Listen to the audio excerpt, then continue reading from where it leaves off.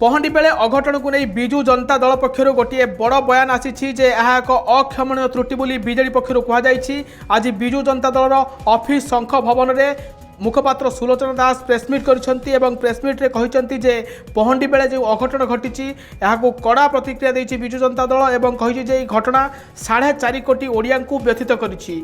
विजु जनता दल पक्षर गोटे प्रेसमिट कर सुलोचना दास कहते जे ये घटना 4.5 कोटी ओडिया को व्यथित करिछि एवं उपमुख्यमंत्री एवं आईन मंत्री मंतव्य आहुरी अधिक व्यथित करिछि। आपन को जणे देबा चाहे जे गतकाली जेतेबेले ए घटना घटीथिला उपमुख्यमंत्री एवं आईन मंत्री गोटे प्रतिक्रिया आसीथिला। से कहिथिले जे यह होछि प्रभुंक इच्छा एवं प्रभुंक लीला कहिथिले, जहाकु नै बीजेडी आपत्ति उठाइछि एवं सरकार को मध्य अनुरोध करिछि जे आगामी नीति जेपरि सुचारू रूपे तुला जाऊ एवं रथयात्रा जेपरि कार्य सुचारू रूपे हेबो सेथिपई मध्य बीजेडी सरकार को मध्य अनुरोध करिछि एवं 4.5 कोटी ओडिया को यह बाधिछि बा व्यथित करिछि एवं पहंडी बेले ये जो अघटन को नहीं बीजेडी पक्षर गोटे कड़ा प्रतिक्रिया आसीछि एवं विशेषकर आईन मंत्री एवं उपमुख्यमंत्री बयान को नहीं बीजेडी आपत्ति उठाई। आपन कही रखे जे आज श्रीमंदिर परिचालना कमिटर बैठक बसुची जो मुख्य प्रशासक जिलापाल एसपी परिचालना कमिटर सदस्य एवं गजपति उपस्थित रही। अघटन को नहीं चर्चा आलोचना हो पारे।